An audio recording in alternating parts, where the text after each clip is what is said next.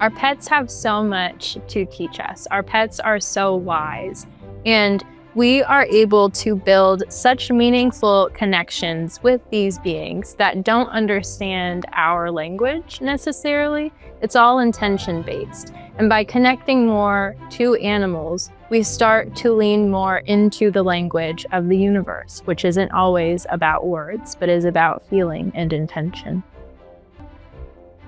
Hi, everybody. Welcome to the Ask Julie Ryan Show. It's where we blend spirituality and practicality to help you live a life of purpose and joy. We have Amber Amrhein on the show with us today. Amber is a psychic medium, multidimensional channeler, and Reiki master. She communicates with all types of spiritual beings, from angels, spirits, and fairies to extraterrestrials. I'm going to be asking Amber about her encounters, how she connects to spirits, and if her guide has a message for us. Please remember to subscribe, leave a comment, and share this episode with your family and friends. Now, let's go chat with Amber. Amber, welcome to the show. I'm so delighted you could join us today. Thank you. Thank you so much for having me. So excited to chat. Me too. You say we can manifest our desires through timeline shifts. What do you mean by that? Yes. So that is my favorite method of manifesting. And essentially, all it entails is completely embodying the version of you that has everything you desire. So essentially, what you're going to do is brainstorm the type of person you want to be, what kind of life you want. For me personally, I like to focus more on intentions rather than specific goals because, as we all know, the universe has some crazy plans for us sometimes, and our goals can be very limiting. So I usually recommend people strive more for like abundance or joy or peace of mind, whatever it is. And just take a moment to really feel into that intention, feel into that energy, and see how your body responds to it, what kinds of things you relate to it, and then start taking action. Change your wardrobe. Start mixing and matching colors that perhaps align with the intention that you're looking for. If you're wanting to call in more joy, then let's put in some like bright, happy colors, or be a little bit playful, put a bow in your hair.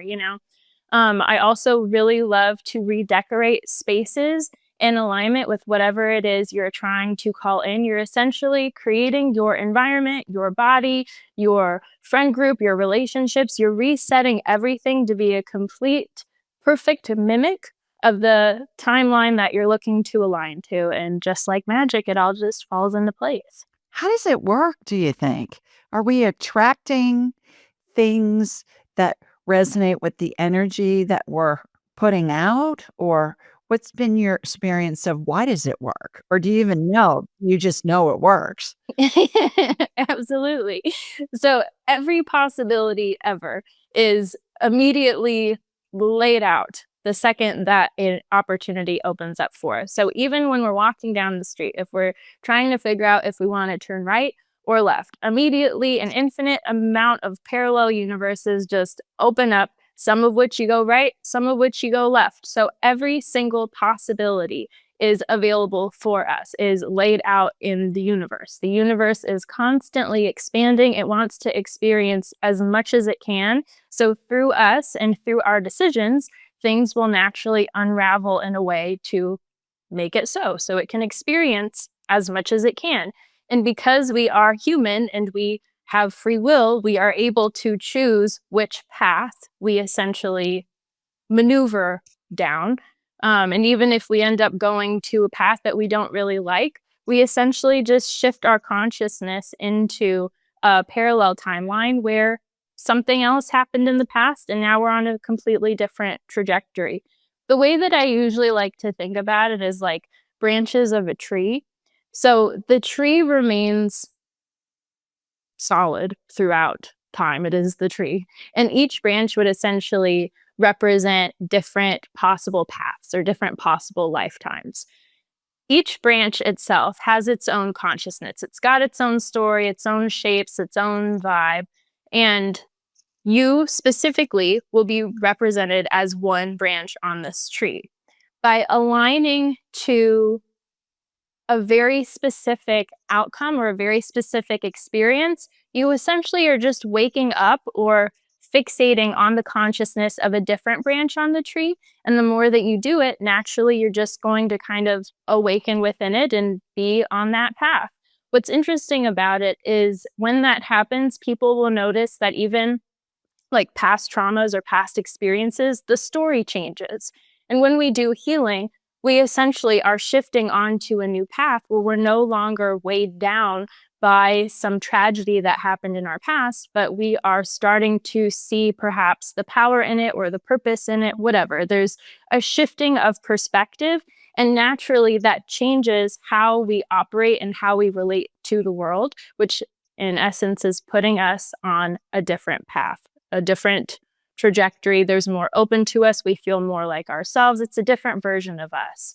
So, with quantum leaping or timeline hopping, essentially what you're doing is just detaching from the constraints of the specific story you've been telling yourself and allowing yourself to tell a new story and become that character and awaken into that story.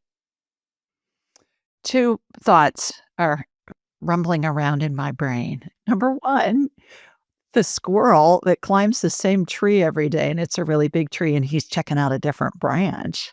So each branch is a different experience. I mean, ooh, what's he gonna find? Where's he gonna be able to jump from that branch? Is he gonna find some acorns or what? What's going on, first of all? I kept picturing a tree with a big squirrel that was you know, going up a different Exactly. branch at different Exactly. times, which I It's thought, all okay. different adventures. Yeah, yeah, it'd be fun to look up what's the spiritual significance of a squirrel since that came into my head with the tree, or maybe it was just as simple as squirrels like to climb trees. Well, I feel everything is related. Let's see.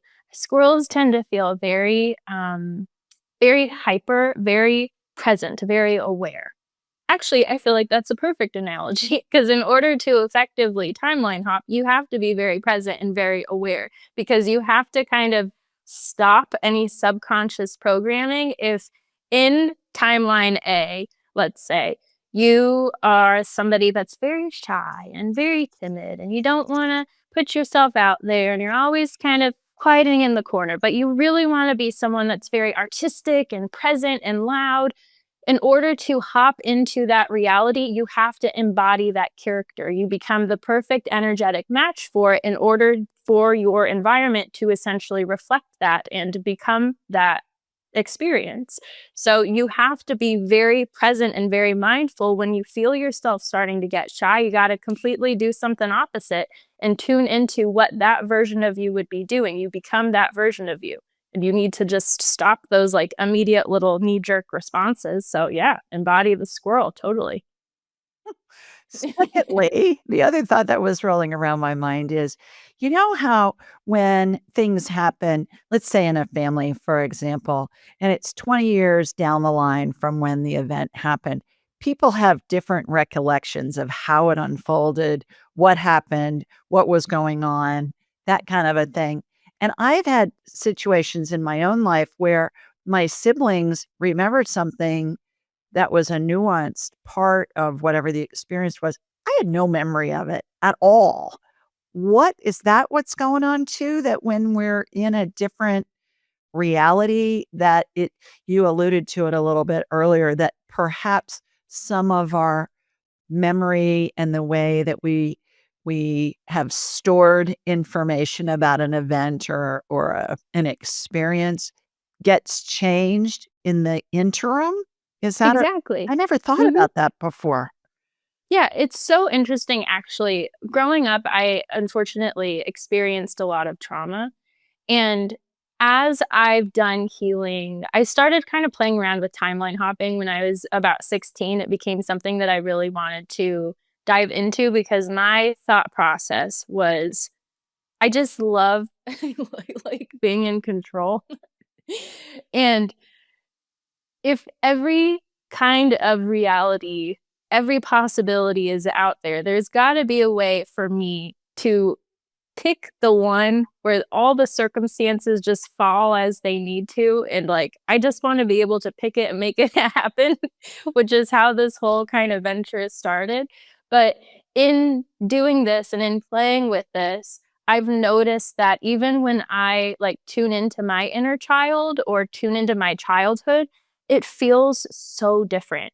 And my younger self has shifted so much as my adult self has shifted. And it really speaks on the idea that time isn't linear. Everything is happening simultaneously. And as we shift and as we heal, so does our child self, you know? So cool. Interesting, because I know situations where people will have different memories of the same situation, and it can hurt people because they say, "Well, no, that really happened," and you're just not remembering it. And I've seen it ruin relationships before. So I'm hearing you talk about this, and I'm thinking, okay, if somebody remembers something differently than I do, certainly give them grace, give them benefit of the doubt, because that's how their spirit needs to remember it for their journey, whereas I'm remembering it this way for my journey. Does that make Exactly. sense?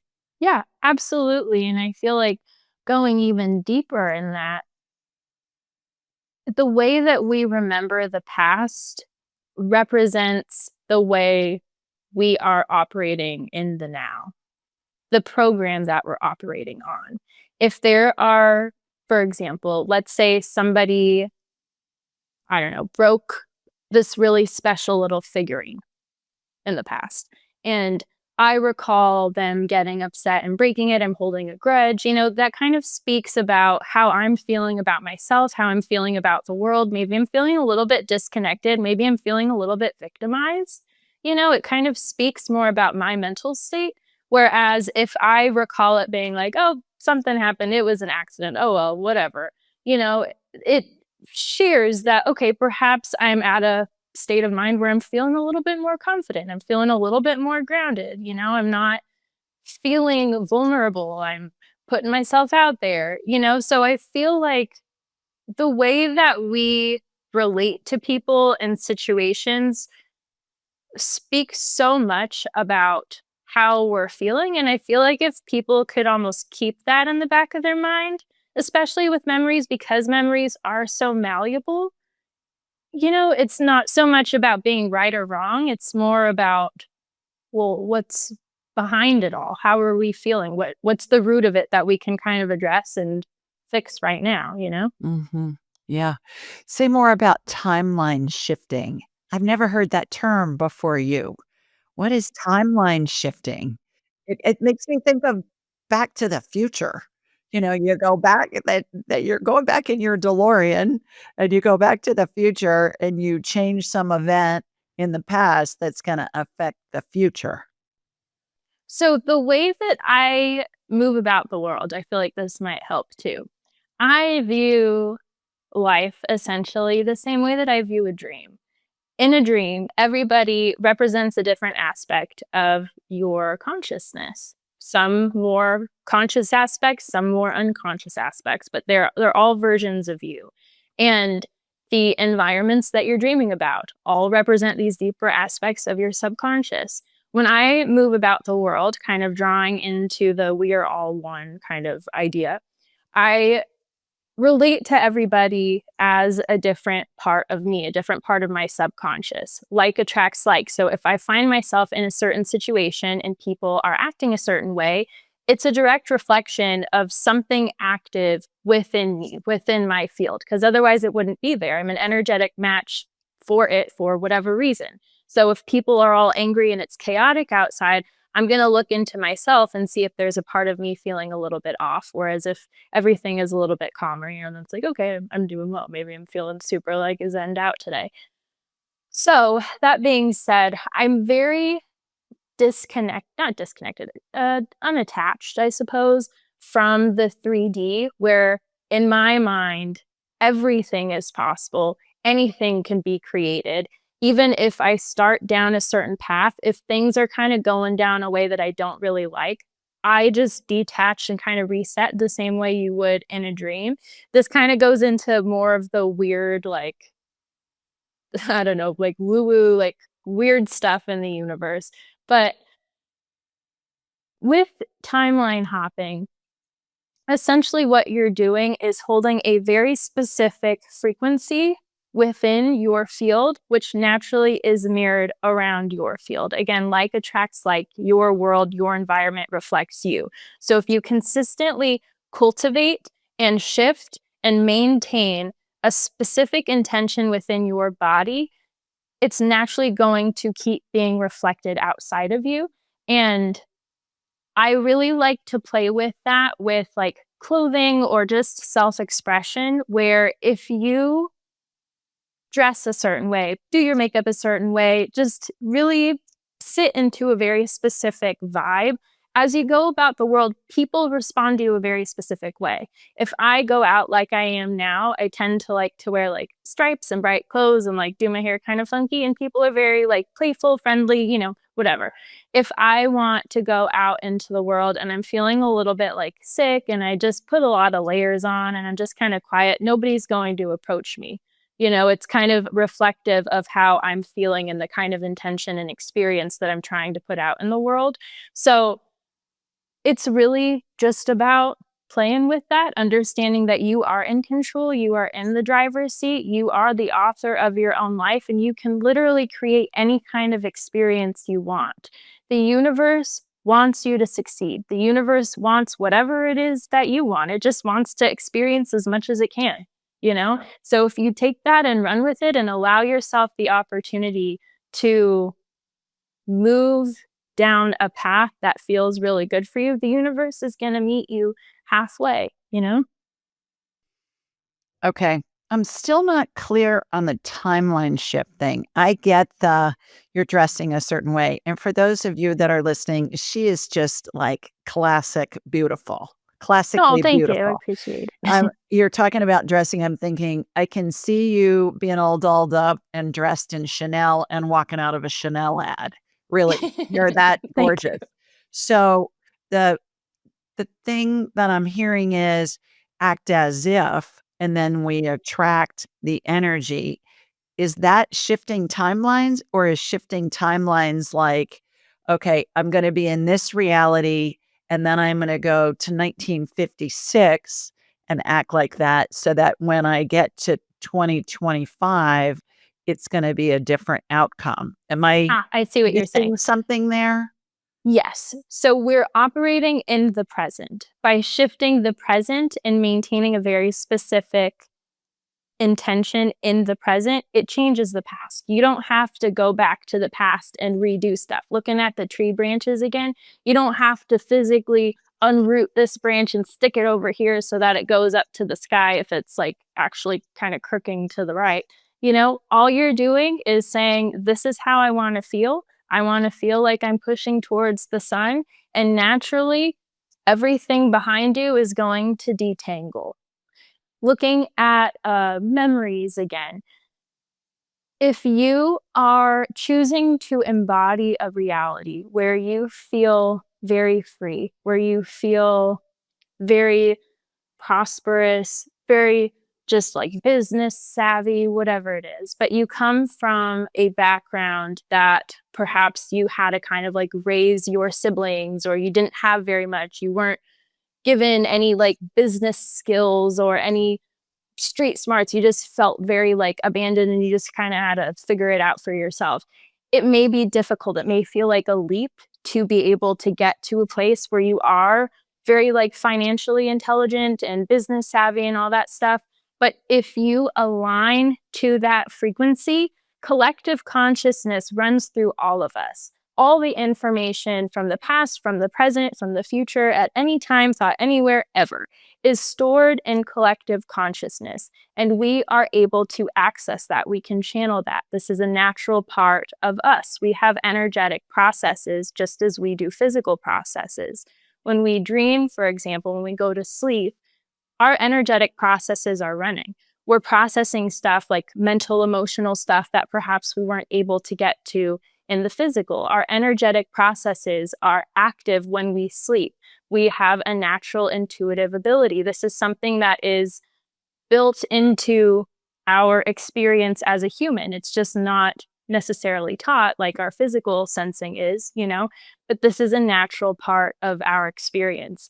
And when we allow ourselves to trust our intuition and trust those intuitive nudges and allow things to just be easy for ourselves instead of feeling the need to go from A to B, do all this studying, do all of this, do all of that, do all of this busy work. If we can just become something and download the information that corresponds to that, things become a lot easier. And naturally, in our past, there are memories or certain situations that come forward that kind of start to bridge that foundation. For example, looking back at memories, somebody could have told you a bunch of very helpful information about how finances work or businesses work or whatever. Maybe you even took a class about it in college or something like that. But because you're on a timeline that's stressing lack and struggle, you're not going to remember that because that information isn't in alignment with where you are right now. Whereas if you are prioritizing the memories that line with prosperity, with freedom, naturally those ideas, those thoughts, those memories are going to start flooding in and guiding you. How does one do that? How does one get from being in a lack or a poverty mentality, if you will, and get to a prosperous mentality? It starts small. Usually people stuck in a lack mentality have had a very difficult life that has taught them that that is the only way. Unfortunately too, because it is something that has been consistently felt, that becomes our safety net instead of prosperity, which like mentally would be like, oh yeah, prosperity should be our safety net. That's like wonderful. We should all feel that way. When our brains are trained the opposite way, prosperity feels really scary because it's unfamiliar, So you want to become familiar. You want to build that relationship with the idea of prosperity. So looking looking around your environment for little bunches of abundance, a bunch of flowers blooming, a bunch of greenery, even seeing a nice car drive past us. One important thing about prosperity, abundance, or really any energy at all, uh, is it's not always about what we have. It's allowing ourselves to see it in our environment and understand that there's a part of us in alignment with that. So, for example, a lot of people, when they are trying to call in more money or a better job or something like that, they'll notice that all of a sudden it feels like all of their friends are starting to get more money. All of their friends are getting a better job. Why not me? I've been trying hard. Where's my little share of the pot, you know? But with manifestation, it trickles down. It takes time sometimes. And the fact that your environment is showing you all of these success stories means that you're on the right path and you're next. It's becoming louder in your environment because it's starting to build in your field. You're becoming an energetic match for it, which is why these situations are coming closer and closer. So you want to start looking for that abundance around you now. But like a little bunch of ducklings or something outside, or just a whole bunch of water, or some kids laughing and playing and having fun. I don't know, even an abundance of like paperwork. It may not feel like something great, but hey, it's an abundance of it. you know? So just finding those little things to be grateful for and those little things that like when in doubt, I know I can go outside and grab a handful of grass if I need to, or like handful of dirt, it's going to be there no matter what. And that's something that persists. With lack mentality as well, we put so much emphasis on money, but money is just a tiny little version of energetic exchange. The same way when I give somebody a hug, or cook for somebody or give somebody a card. It's all energetic exchange. It's just different ways of doing that. And when we start putting emphasis on those moments of exchange, smiling at somebody while you're walking past them on the street, waving at a friend, whatever it is, calling a friend, texting them, it's all you're exchanging something. And as you put more emphasis on those moments and start seeing how much exchange there is flowing around you, it just keeps building that pot, and abundance will come in all of those forms, just trickling in from all those areas. How does one stay on the path and deal with bringing in the patience to be able to let it manifest? Because we're such an instant gratification species these days where we want it now. And it takes a while. I see that all the time especially with healing stuff.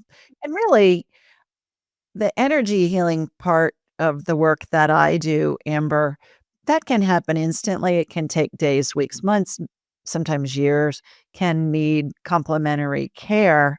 And certainly when we get advice from spirit or we are talking with a deceased loved one's spirit and they're giving us advice and we think it's going to happen right away. How do you suggest that we not lose faith, that we not resort back to the, "Oh, woe is me," because it's just not happening fast enough, and maintaining the trust that it's all unfolding perfectly in ways that we can't envision or imagine or understand right now, but just to trust, and it feels like it's blind trust a lot of the time. Yeah, definitely. A big tool that I found to be very useful is finding ways of growth now. If you are looking for abundance, reflect on your life, name 5 things that you've done or 5 experiences you've had that reflect abundance. A big part of pushing more into a certain intention in order to fully believe it, you've got to see that you've done it before. And even if it's the smallest thing, maybe it's like, okay, well, I was given a bonus at work. Great. That was abundance. Perfect. I found $5 on the street. Perfect. You've had these experiences before. And the more that you can build those up, it helps us trust it a little bit more because it's kind of like, okay, I've been there. I know it. It's starting to become a little bit more familiar. Maybe it's starting to happen a little bit more. But the funny thing with manifestation or with timeline hopping is we need to be it. It's more about embodiment. So the more that you can kind of persuade yourself that like, yeah, we're here. Just kind of be delusional about it, be like, nope, I'm healed, I'm perfect, we're abundant, this is great, and just keep reminding yourself, the more it'll help you pull that way. One thing I like too is moving things around in your home. I've noticed that when your day-to-day routine is disrupted, even in the slightest bit, maybe you move your couch to the other side of the room. Maybe you usually wake up, drink coffee, and then brush your teeth. Do them opposite for a couple months. Just slight disruptions in your day-to-day operating allows you to start relating to your environment a little bit different and start thinking about things differently. Sometimes when I feel like I'm kind of hitting a wall a little bit, I'll literally just walk to the other side of the room, like sit in the corner over there and try to start reflecting on, I don't know, what I need to do, why I'm feeling stuck, the ways that I've already been successful in breaking out of similar situations or something like that. But typically it's more about disrupting patterns so your brain doesn't keep following the same spiral. Mhm. That makes a lot of sense. All right. So, how'd you get so smart with all this stuff, first of all? And secondly, what was your journey to get you here? Because you're so eloquent about this and you're so certain about it, and it resonates with me. Certainly, that's why I wanted to have you on so you could share this with everybody else. But you know, God, depending on how you're dressed, you could look like you were 15. And I'm thinking, how's this young gal so smart so fast? So fill us in on how you got so smart so fast. I've had a very I've had a very intense journey, I will say. Um, So growing up, unfortunately, I experienced sexual abuse as a kid. I've also experienced a very difficult home life. And growing up, it ended up turning into PTSD and CPTSD. For those that are unfamiliar with the difference, PTSD is caused by uh, more of like a specific event that's traumatizing, so that would be more my sexual abuse. CPTSD is complex post-traumatic stress disorder, which happens after long-term trauma, so that would have been more at-home difficulties, and it completely broke my connection with myself. Growing up, when I was very small, I was raised in a family of psychics and healers. So it was normal to talk to like angels and fairies and, run around, talk to aliens. It was just part of my childhood. And that part was very much cultivated. And with all of this hectic stuff going on, I felt so disconnected and so unsafe in the physical world that I ran over to the fairy realm. And the fairies were my little buddies, and I would talk to them. They were like my family, essentially. And I felt like I needed to do something. I needed to break out of the weight of everything. I wanted to find purpose in the situations that I had gone through so that other people can perhaps, hopefully, not have to go through similar things, or at least find coping mechanisms to move past it if they did go through similar situations. And I started to really question people and dynamics, and I wanted to just figure out ways to shift stuff around because something just didn't feel right? And I was very sensitive. Clear empathy is one of my strongest senses, so I feel a lot. And that was very overwhelming for me. And I didn't know what to do that. I didn't know what to do with it, rather. And I would feel so much and I had so much motivation, but I didn't know for what. It just felt like this big kind of, I don't know, bunch of craziness. How When I what was age is this when this is all becoming apparent to you? This all kind of came to a head when I was about 16. So I met my spiritual mentor. She ran the spiritual group my dad was taking classes from, and she could sense that I was very sensitive, but I didn't know what to do with it. So she basically just gave me a safe space to feel and understand boundaries. And from there, pretty immediately, I started offering readings. And I've always had such a deep connection to energy and to source that I would just receive a lot of downloads. And over time, I've just kind of started to piece things together. I work with a lot of ETs and higher dimensional beings who have also kind of influenced the way that I understand the world and the universe to be. And it just makes sense to me. I just share it and it seems to make sense to other people too. Mhm. Okay. So, I'm so sorry that that stuff all happened to Oh, you. it's okay. I wouldn't be who I am had it not Well, happened. yeah, and I think that that's such a great example, regardless of what we go through, that oftentimes feels horrific and is horrific on the human plane. I always think, well, we don't understand it now. And is it feasible that once we get back into pure spirit form in what I call heaven, will it all make sense to us because we can look at the big picture instead of just different chapters of it? And I always think that the answer is yes, and I've heard that from spirit a bazillion times that it's yes. So that helps me get through tough times when I say, okay, one foot in front of the next. I don't need to know all the nuances of it now because I will eventually. So back to that delayed gratification thing that we talked about earlier. I Let's pivot for a minute and let's talk about your communication with spirit guides and fairies and ETs and all of that, which is just complete sounds like it's completely normal to you because you've been doing it for your whole life.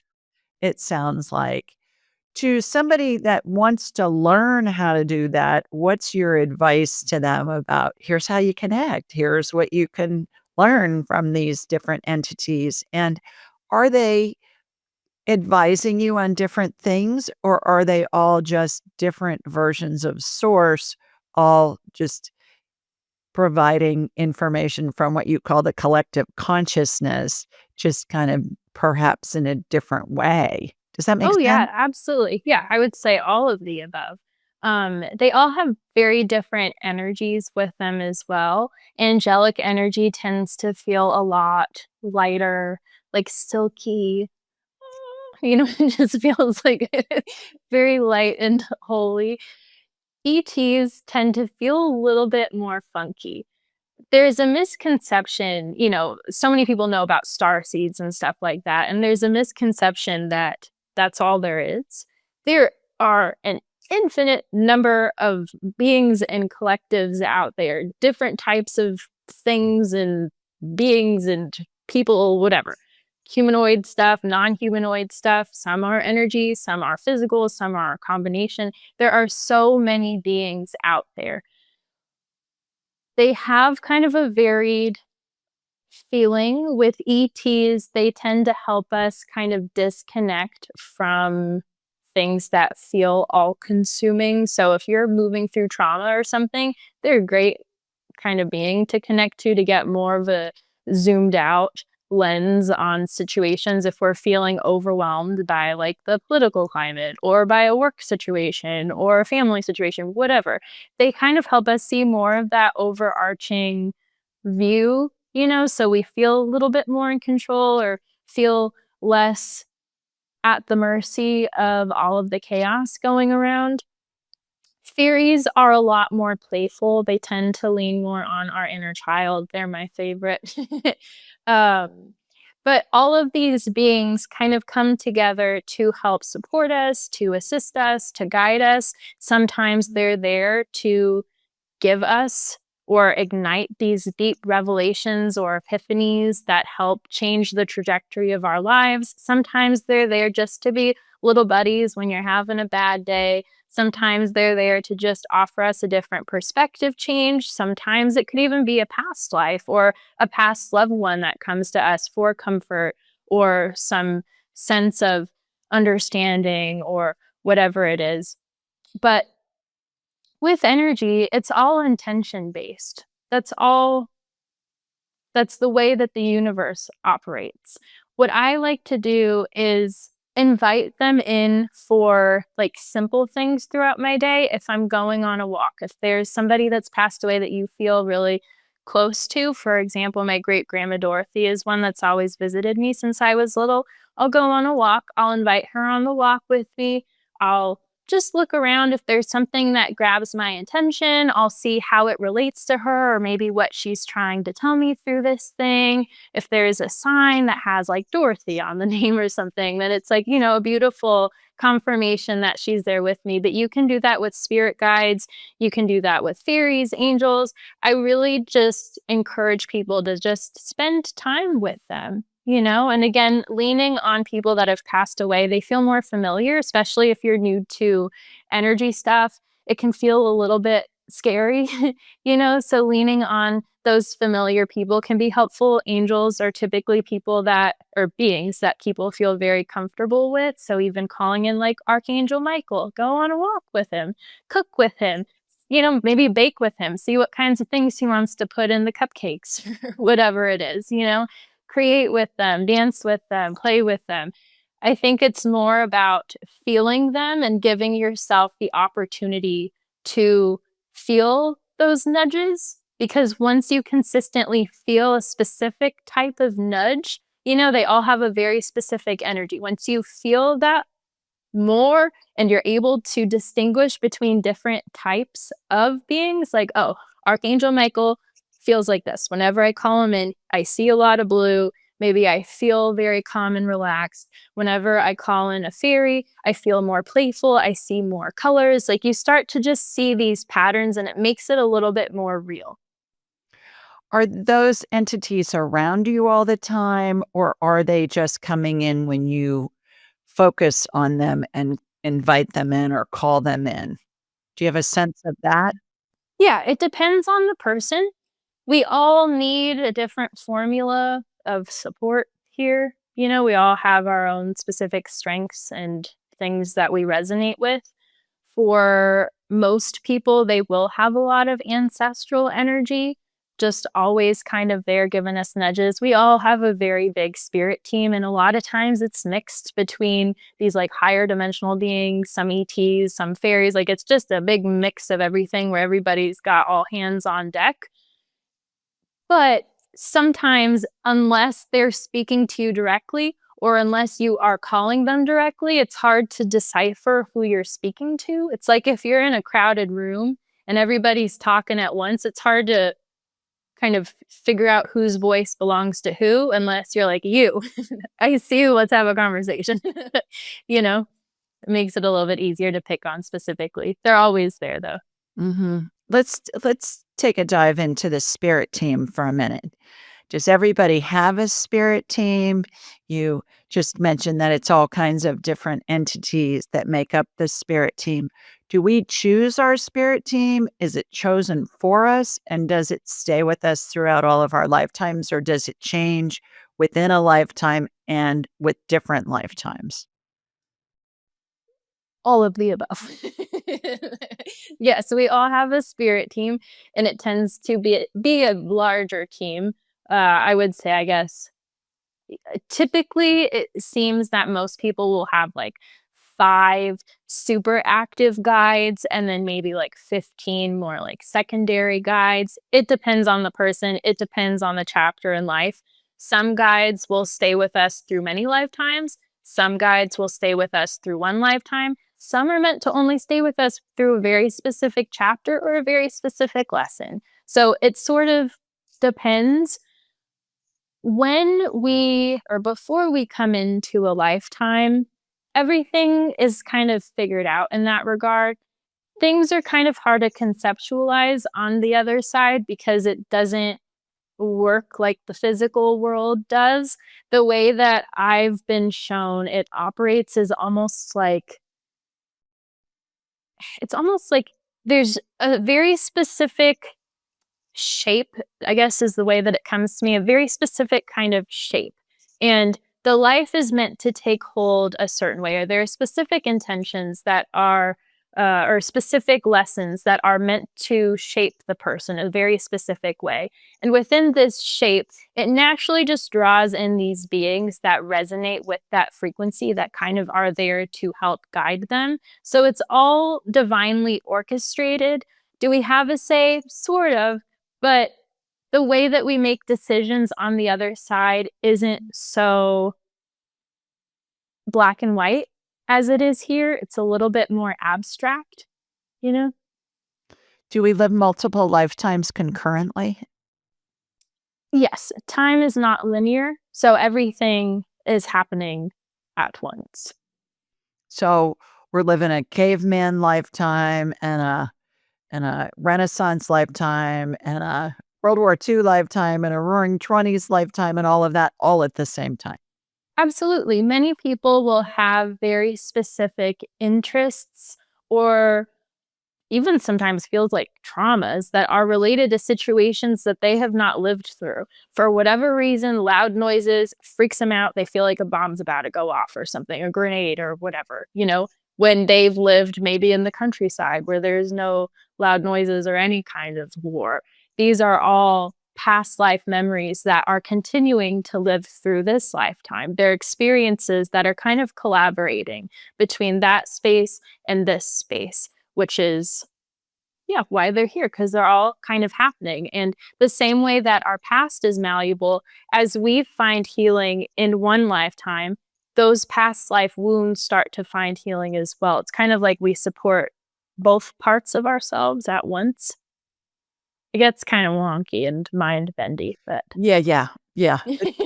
My brain wants to short out when I think about that. I'm like, "What? How's that work?" It's been my experience that we'll have scripts of things that we're exploring through multiple subsequent lifetimes, and we're looking at things from a different perspective. Different time, different place, different set of circumstances, same basic script. And that's easier for me to grasp than we're living all these different lifetimes all at the same time, and something that's happening in 2025 is affecting 1876 lifetime, which then in turn is gonna affect my 1960s lifetime, and I'm like, "What?" Yeah, it's for my little human brain, it gets complicated. But I can go with the, "Okay, we come in with scripts." And when somebody says to me, "Oh my gosh, this woman was just awful. She was the bitch from hell." And I say, "Well, when you are with her in heaven, you can give her an Academy Award and say, 'Hey, great job. You get Best Actor category.'" Because it's a part that we play. And that helps, I find, for myself and for clients with whom I've worked when we've discussed this, it helps us really not get so wound up about all of the different minutiae, especially if it's not happening to us. Like Definitely. watching the news, and people just get so stressed out from watching the news. I say, "Turn off the news. Don't watch it." "Well, I have to know what's going on." "Why do you have to know what's going on?" "Because you're trying to stay safe from something that's happening on the other side of the world that's not affecting you unless you watch it." And I'd love to hear your take on that too. How does that relate to us attracting what it is we wanna manifest? Yeah, exactly. If you are consistently taking in information that is telling you that you are unsafe and in danger, you're going to feel that. That's going to be your life experience. And if somebody comes running next to you, maybe they're running late. Maybe they thought you were a friend and they took you as somebody else or whatever. If you're in that heightened state, the way that you interpret that is maybe this person was about to come and kidnap me or something like that. You know, the way that we the way that or let me reset. What we take in paints our programming, which is why it's so important for us to be mindful of what we're bringing into our body and into our senses. Because if you want a lifetime where you are safe and you are free, it's not going to be helpful to consistently give yourself food saying that this is going to happen to you, this is going to happen to you, this can happen to you, be careful, don't do that, because then you're not going to feel safe enough to actually go out and prosper. Whereas if you're consistently listening to stories about people that have been successful, we become inspired. We start kind of painting a very similar life for ourselves, and then boom, you get on your timeline that you want. But leaning back into what you were talking about, uh, playing a part essentially if somebody is being a little bit more problematic. Unfortunately, here, we tend to learn the most when we go through very difficult situations, and somebody's got to be the bad guy. Somebody has to be the bad guy that pushes us into this incredible healing journey, you know? And I feel like if we are able to start seeing challenges more as opportunities for growth instead of as like a victim kind of, oh no, this is happening to me, but switching it to this is happening for me, it is so powerful. And the energy becomes so productive. Even looking at something like anger, anger is such a powerful emotion when you channel it productively. If you are mad at somebody and you just sit in it and stew in it, it's going to cause so much harm. Whereas if you take this anger, create art with it, exercise, go outside, have it motivate you to, I don't know, look for a new job or whatever it is. There's this fearlessness and power that anger can really push us with, and I feel like just being mindful of that and of the different ways you can kind of use emotions and experiences to your advantage really ultimately I feel like helps propel us forward. What's your definition of a ghost? A ghost, I define as a person that has passed away and is kind of in the limbo state. So they're still kind of in the physical and still in the energetic, which is why they'll kind of pop out over here. When someone has fully passed on, the way their energy comes to through us is a lot more light. I guess it could feel more angelic, whereas a ghost tends to be a little denser. They're a little stuck in their emotions still. It's a little stickier of a situation. Why do people choose to stay in the situation where they got one foot in the spirit world and one foot in the human world, and they're behaving as or they are ghosts? I'm using air quotes. Because sometimes life experiences can be very difficult to let go of. If we've gone through a big trauma, if we aren't ready to leave, maybe we passed suddenly and we didn't want to leave. We had so much we had planned for here, you know, maybe we lost somebody and it feels like we're searching for them. It's really just unfinished business, guilt, just reliving, kind of stewing and stuff, and being scared about what it would mean to let go of that. The same way with people, a lot of people that have been through a lot of terrible situations choose to remain in terrible situations because it's familiar. They don't know anything else, and it can really be isolating. And the same holds true when we pass on. We have so much support from our spirit guides and from deceased loved ones and stuff that are trying to help pull us into the light and into, the beautiful expansiveness of the other side. But if we aren't willing to let those things go, we just kind of stay there until we do.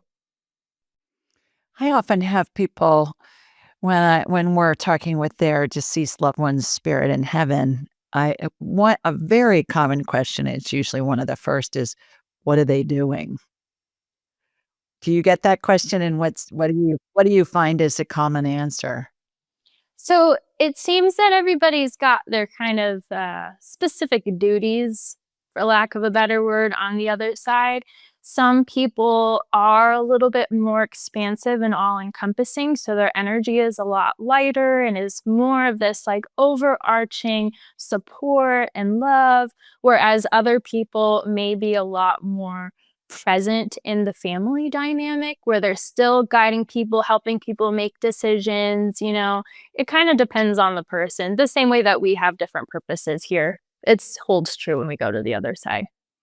The comment that I get most of the time, if not all of the time from spirit is when they're asked, "What are you doing?" I say, "Whatever I want, because I envision something, I think of something, and it immediately materializes."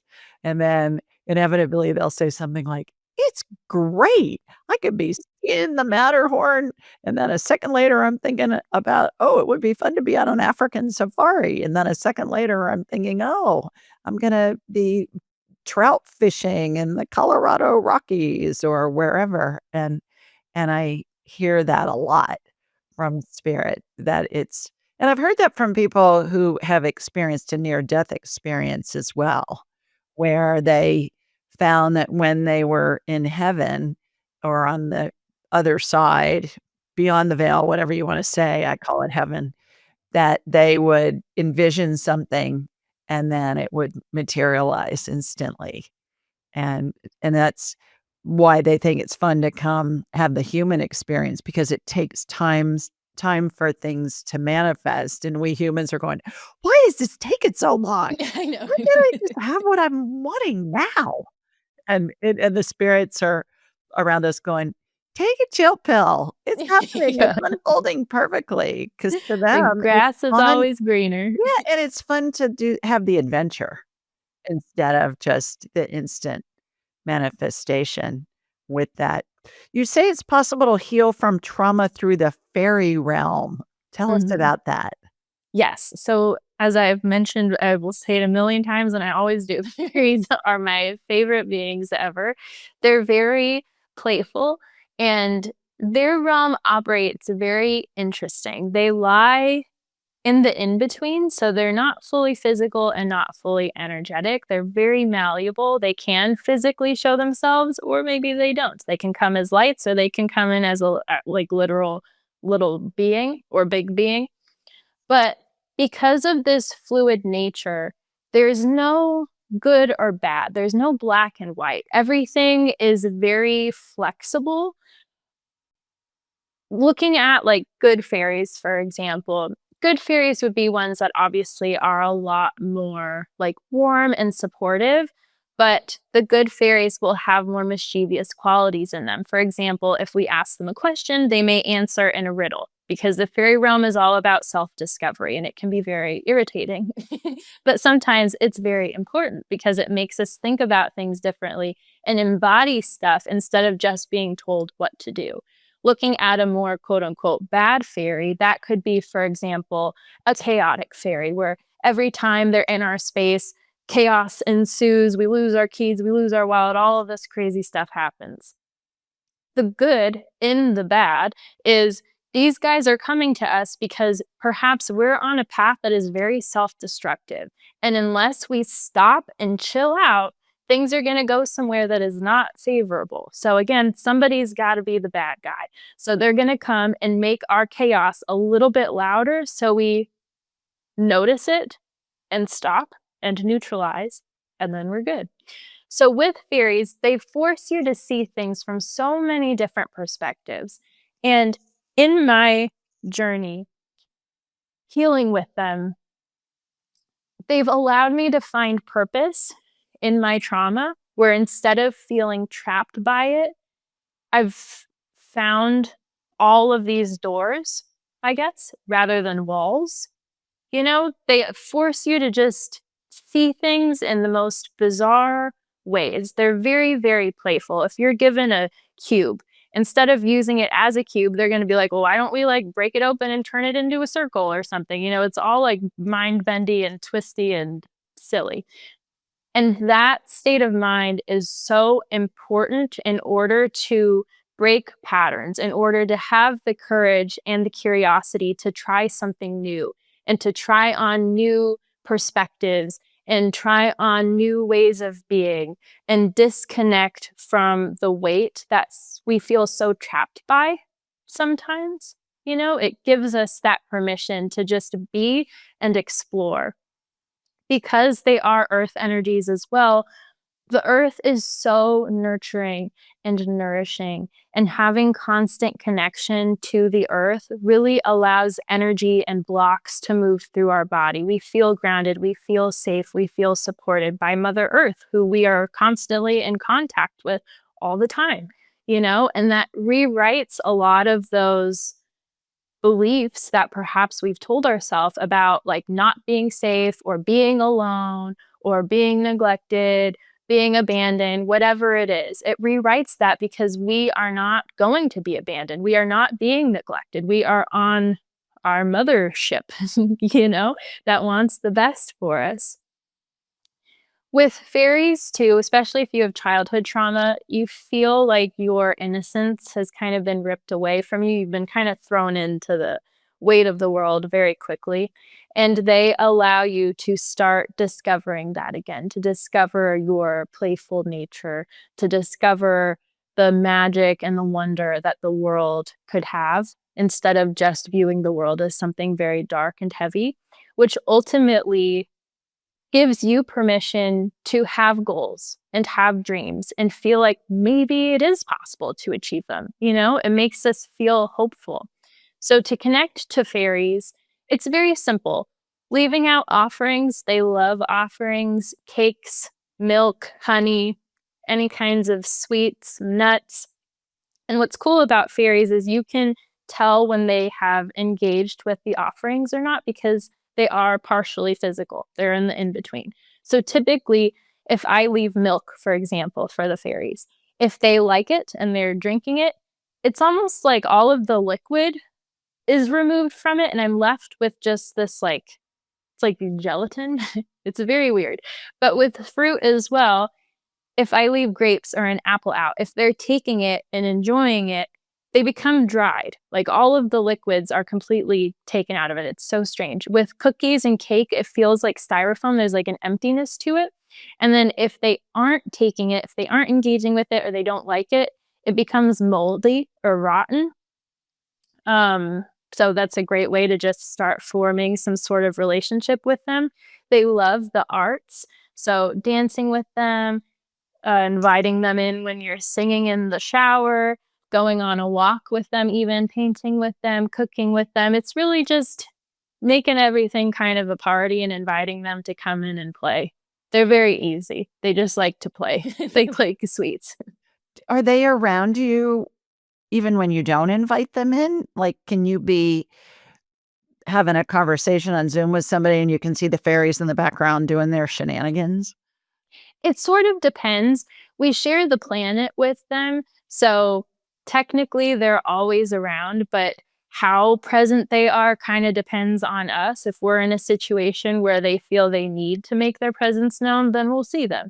But if we're doing our own thing and they're doing their own thing, then we'll be kind of detached. Interesting. Do you find that there are different kinds of fairies in different countries or different parts of the country? Like, are there woodland fairies that are cousins to department store fairies who are cousins Yeah. to orchestra So fairies or what's funny about them actually, because they're so malleable, you could have the same fairy come visit you every day, and every day it can look completely different. It can be like a small little one that looks like Tinkerbell. The next day it could come looking like this big tree. The next day it could look like a gnome. They change so much. They're essentially all about self-expression, so they will look the way they're feeling. They can't hide their emotions. They're an open book, essentially. So, the way that I usually recommend people work with fairies is more through the like deeper essence that you feel. For example, if you think about your grandma or a friend, like there's a very specific vibe, there's a very specific energy. If I feel something and I feel like I'm immersed in my grandma's energy, that's different than if I'm being immersed in my dad's energy. You know, it's all very different. So when you're talking to these energy beings, it's more tuning into like the heart of who they are, how they make you feel, like the colors and the textures associated with their energy.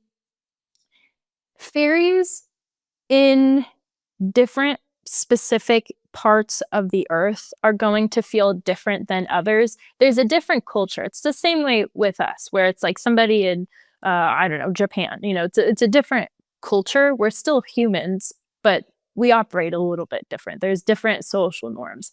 The same holds true with the fairy realms, and they may even look a little bit different. Where if there is a fairy that looks a little bit more like Tinkerbell, just because it's the easiest kind of analogy for us to think of, a Tinkerbell looking fairy in Los Angeles can look very different than a Tinkerbell looking fairy in Europe somewhere, you know?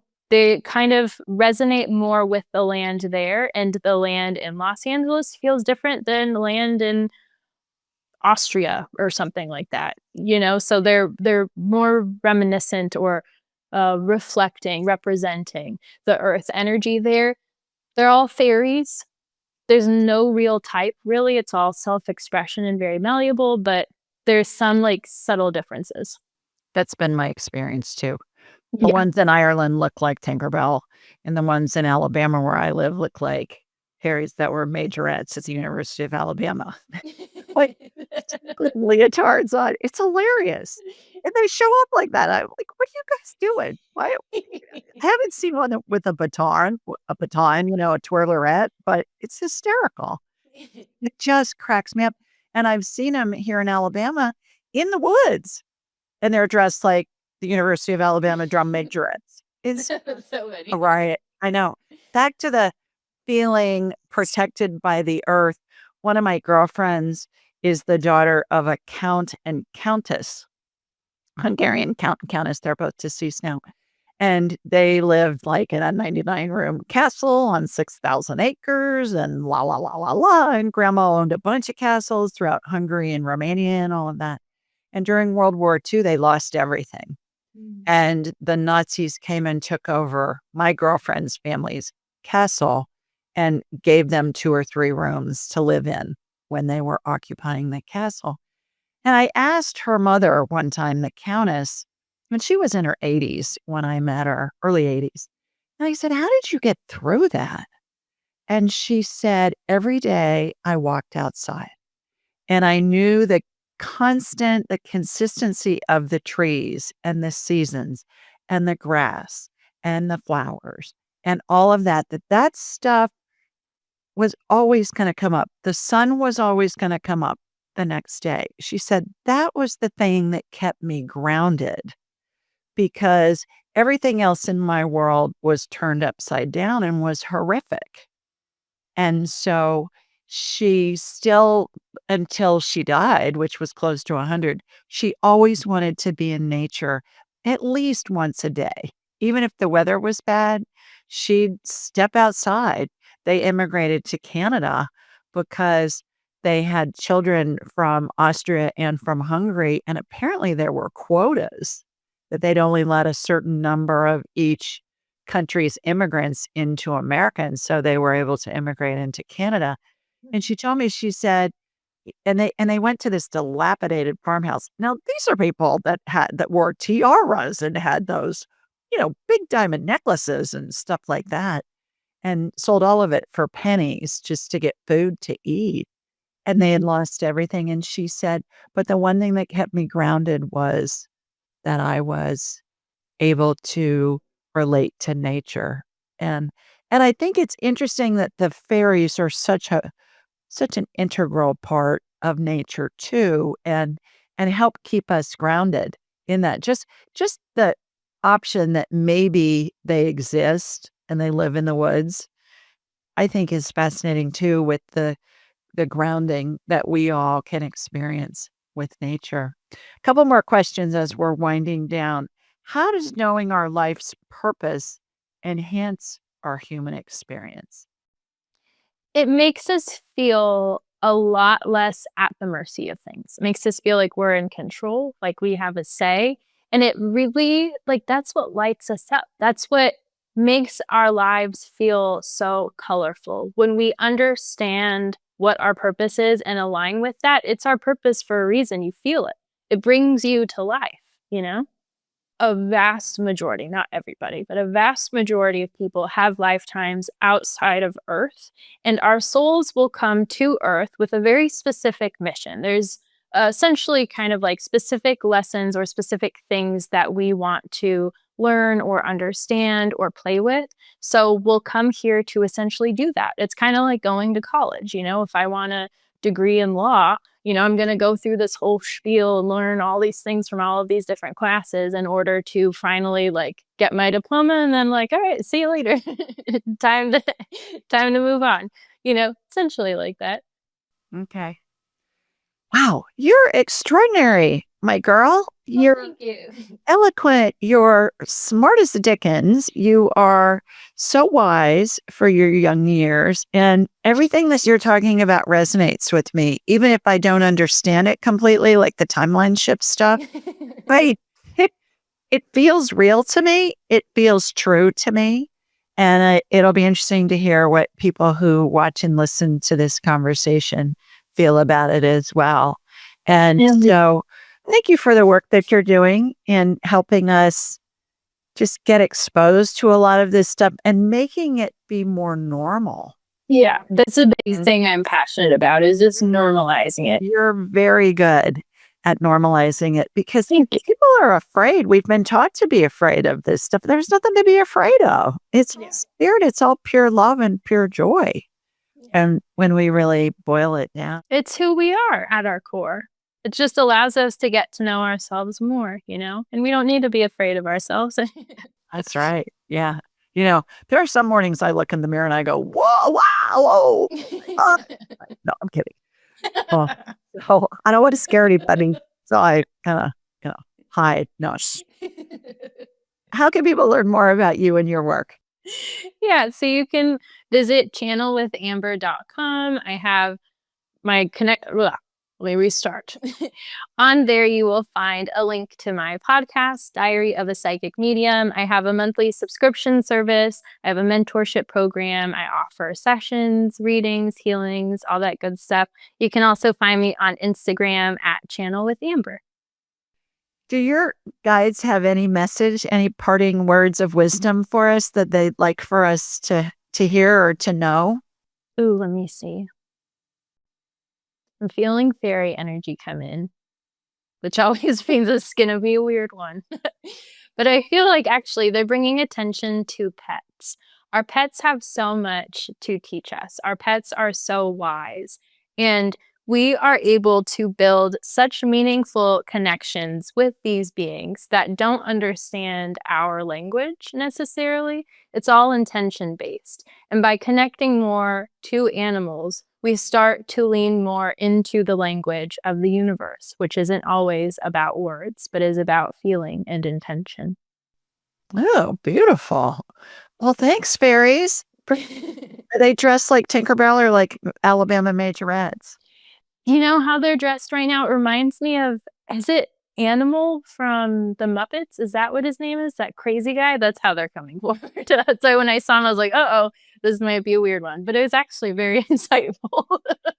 Well, and it was how many of us have seen dogs that look like that, and they're the most lovable dogs, period. Yeah, It's to true. not be a foo-foo coiffed dog, but they just kinda look like a mangy critter that is the most lovable dog you've ever encountered.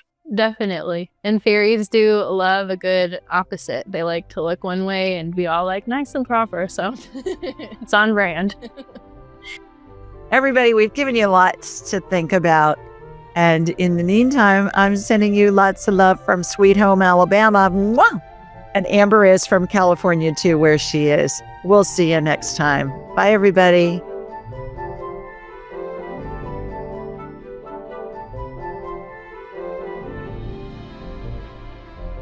To enhance your spiritual journey, click on one of the videos below and remember to subscribe, leave a comment, and share with your family and friends.